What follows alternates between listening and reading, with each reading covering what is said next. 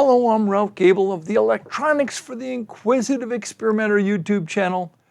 So far, I have been doing all sorts of measurements on passive devices like antennas and filters. But there's a whole world of active devices that we would love to get a peek into. In this video, I'm going to be stepping through the process of measuring the gain of an amplifier. My amplifier of choice is the receive preamplifier in this small VHF 2-meter amplifier. This unit provides a preamp for receive and a power amplifier for transmit, boosting my 5-watt HT to 35 watts. If you have questions or comments, please feel free to add a comment to this video.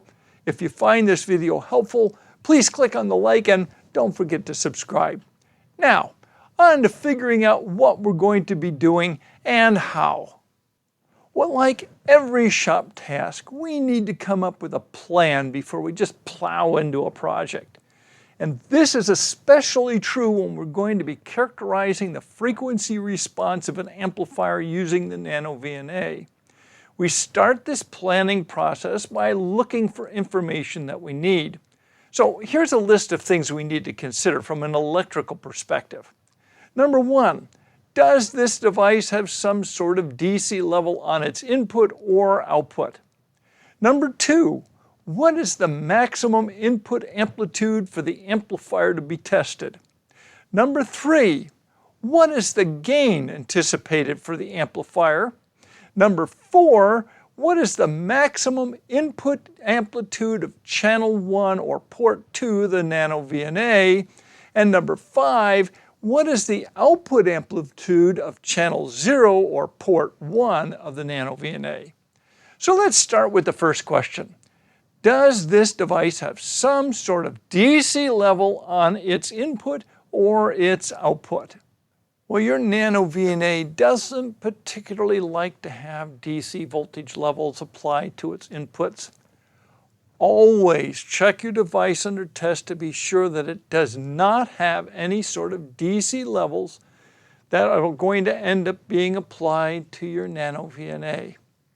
If it does, then you'll have to insert some sort of DC blocking capacitor between the device to be tested and the nanoVNA. Be sure to choose a value that's large enough to minimize its influence in your measurements. Now, in the case of this little receive preamplifier, there are no DC levels on either the input or the output, so I'm good to go. Now on to our next question. What is the maximum input amplitude for the amplifier to be tested? Well, in my case, I have no known specifications for the receive preamplifier as far as the maximum input amplitude, so I have to make some assumptions. We start by asking, what is its purpose? And the answer is, well, it's a receive preamplifier for VHF radio use. So I'm going to assume that the receive preamplifier is designed around levels of signals that it might see coming in from the antenna. Well, that leads me to our next question. What sort of signal levels might we see coming from the antenna? The answer to this question depends a lot on the signals available to it. Now, I had to do a little research on this one. It turns out that a booming in signal for VHF sits at minus 53 dBm. This is the same as S9 plus 40 dB. From this, I'm going to plan my testing approach around a signal level going into the amplifier, which is around the minus 53 dBm level. This way, I do not overload it. So, why aren't I using a lower signal? Well, the nanoVNA does have a minimum signal level capability as one of its limitations. So it's a balancing act between maintaining a low enough level so as not to overwhelm the receive preamplifier and a high enough level for the nanoVNA to be able to make a reasonable measurement. Now, with this said, I may have to modify this number if I discover other things as I plan. So let's kind of put a pin in this for now. The actual number will be verified as we go along.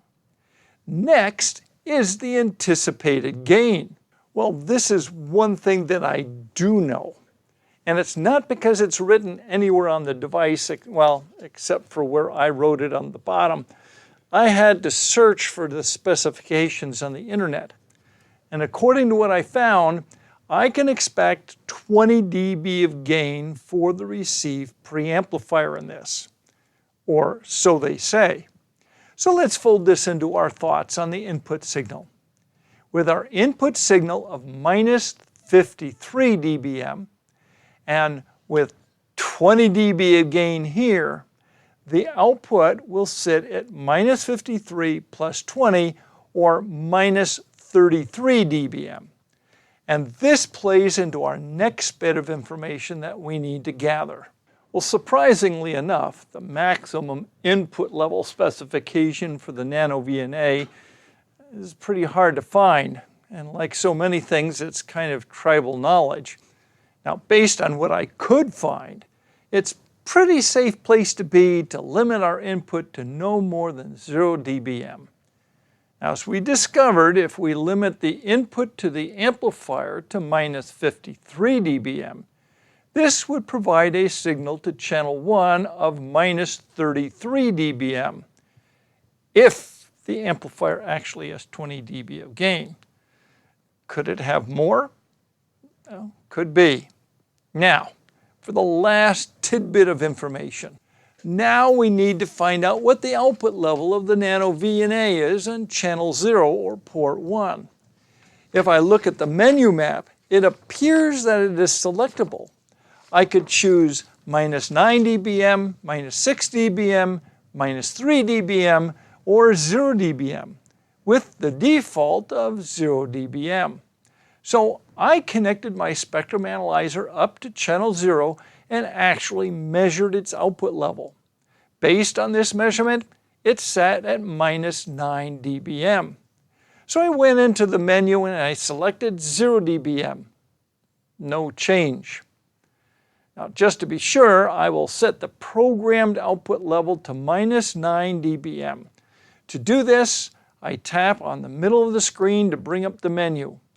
Tap on Back as needed to get back to the main menu. Tap on the Stimulus menu item on the main menu. Now, tap on the CFG Sweep or Configure Sweep menu item.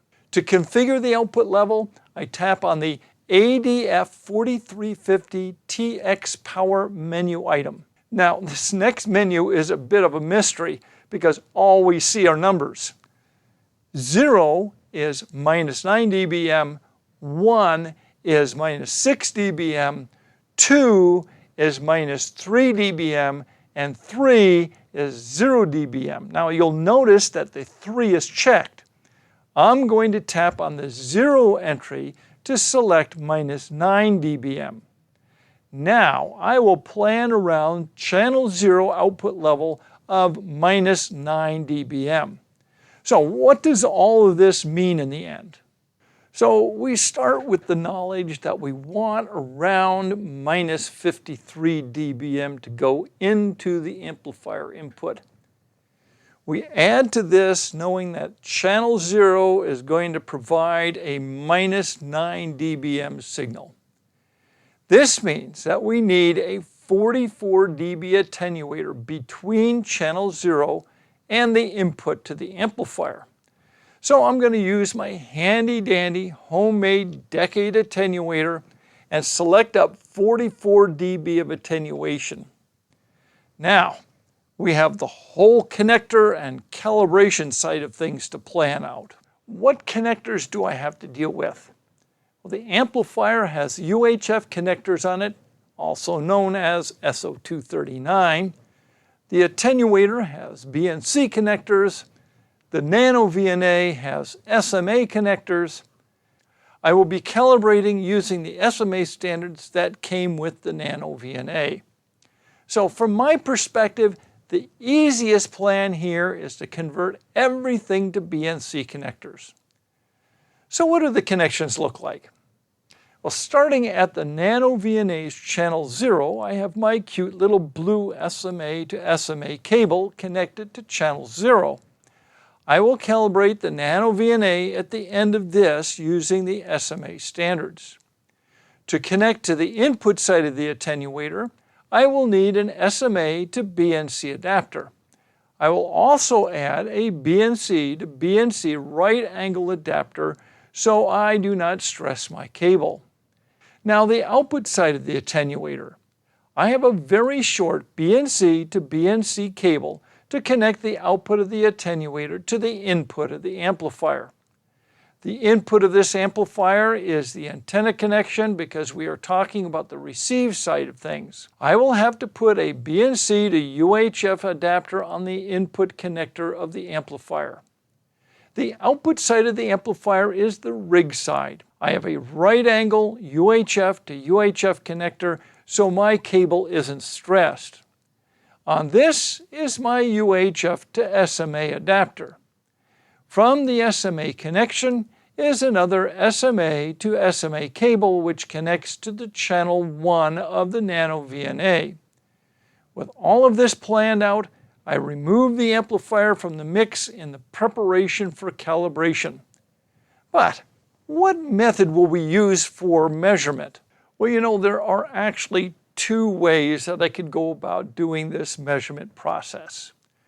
The first possibility is what I'm going to call a piecewise method. It goes something like this. Step 1. We do the traditional through calibration on the nanoVNA using standards just like you'd have done to measure the frequency response of a filter. Be sure to include all of the cables and all of the adapters in this process. Step 2. You would then use the nanoVNA to measure the frequency response, the actual attenuation of the attenuator across the frequencies that you're interested in. We note this value, let's say for argument's sake that we measure 45.23 dB of attenuation. Step 3, now we assemble the entire system. Now we measure the entire system frequency response. This includes the amplifier and the attenuator and the cables and the whole enchilada. Again, for argument's sake, let's say that we're now measuring the output of the amplifier at minus 26.67 dB. Step 4, we calculate the gain of the amplifier. We know the attenuation is 45.23 dB. We know that the whole system is showing minus 26.67 dB. So the gain of the amplifier is minus 26.67 dB plus 45.23 dB, giving us an overall gain for the amplifier all by itself of 18.56 dB. Now, the second is a more direct approach, and this is the one that I recommend when you can do this. It goes kind of like this. Step 1, calibrate the nanoVNA as usual with one notable exception. When the procedure calls for the through standard, your through standard consists of the attenuator, the cables, the adapters, everything except the amplifier. Step 2, assemble your system by inserting the amplifier in place of the female-to-female adapter used to connect the two sides of the VNA. Step 3, configure your nanoVNA so you can actually see the results of the measurement. Now, it has 0 dBm up near the top, and the plus 20 dB measurement presently sits above this. So what we end up having to do is we have to move the trace down and change the scale a little bit so that we can see what the response actually looks like. Done. The first method adds one more level of measurement uncertainty, and it requires a bit more math. Now, with that said, both give very similar results. Now I am going to use method number 2, as I like the idea that the only thing being added to the system is the amplifier for the measurement. Now, let's go do this thing. Well, I will begin the setup with setting the frequency range. The amplifier is designed to operate between 144 and 148 megahertz. So I will use the start-stop method of setting the frequency range. I tap on the middle of the screen to bring up the main menu. Then tap on the stimulus entry. I tap on the start and enter 144 and tap on the M for megahertz. I tap on the screen again to bring the menu back and then tap on the stop item in the stimulus menu. I enter 148 and tap on the M for megahertz to complete the frequency setup. Now, let's turn our attention to what we see on the screen.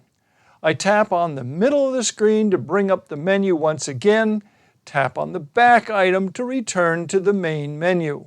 Now I tap on the display menu item. I only need a single trace, so I'm going to shut off all traces except trace 0. I tap on the trace menu item. And now I double tap on trace 1, trace 2, and trace 3. Now I tap on the back item to return to the display menu. I have to configure trace 0 for a through measurement. Tap on the channel menu item. Now I tap on the channel 1 through item. Finally, I have to configure what the display is going to look like. I tap on the middle of the screen to bring up the display menu again. I tap on the format item. Right at the top of the list is the log mag item. We will make sure that this is selected. The nanoVNA is all set up for calibration. As you can see here, I am ready to calibrate. I have the channel 0 cable terminated in an SMA to SMA female to female adapter so that I can apply the short, open, and load calibration standards. I have the UHF female to female adapter inserted where the amplifier would normally be connected. Now, let's go through the process. Tap on the screen to bring up the menu. Tap on the back menu item as needed to get back to the main menu. Now I tap on the calibrate menu item and then the second calibrate menu item at the top. I install the open onto the SMA connector of the channel 0 cable. I now tap on the open menu item. Once open is done, I remove the open standard and replace it with the short standard. Then I tap on the short menu item. Once the short calibration is done, I replace the short standard with the load standard. Then I tap on the load menu item. Now that the load calibration is done, I remove the load from the SMA connector. I remove the SMA female to female adapter from the end of the channel 0 cable. I connect the channel 0 cable to the end of the attenuator.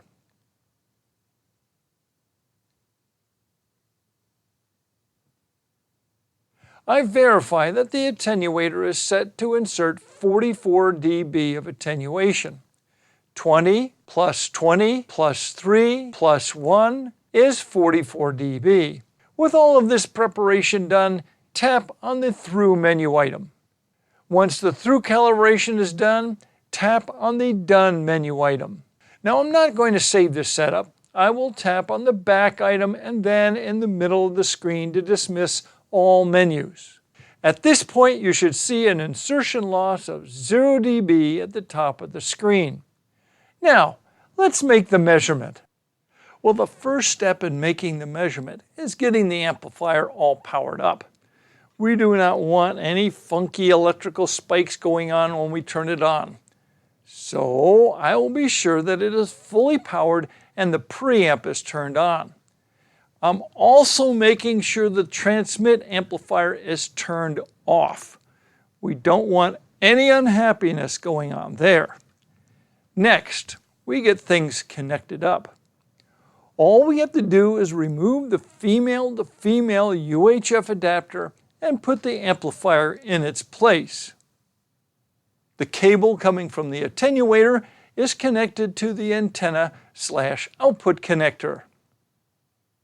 The blue channel 1 cable is connected to the TX/input connector of the amplifier. Now, this seems a little confusing. It may seem that we are connecting up things backwards. Remember, the labeling on this amplifier is relative to transmitting, not receiving. And we are measuring the gain of the received preamplifier. As such, the antenna is the input and the TX/input, also known as the radio connection, is the output. Now that we are connected and powered, well, we can't see anything on the screen. What's up with that? Well, we have to make some scale adjustments to make the response visible. As I said before, the topmost line on the display is 0 dB by default, and this amplifier has 20 dB of gain. So the response is, well, 20 dB above this line. So we have to move the 0 dB line down. To do this, we will change the reference position. The reference position refers to the gradicle where the 0 dB line exists. Position 0 is the gradicle at the very bottom of the screen. Position 8 is the one at the very top of the screen. Tap on the screen to bring up the menu and the back as needed to get to the main menu. Then tap on the display option and then the scale option. Tap on the reference position option here. And now we have a keypad. I'm going to position the 0 dB line at the first line up from the bottom. I will enter a 1 and then the ×1 button. And now the response looks, well, pretty much like a flat line. I want some more definition than that, so I will do this by changing the scale per division setting. Right now, it is 10 dB per division. I will change this to 5 dB per division.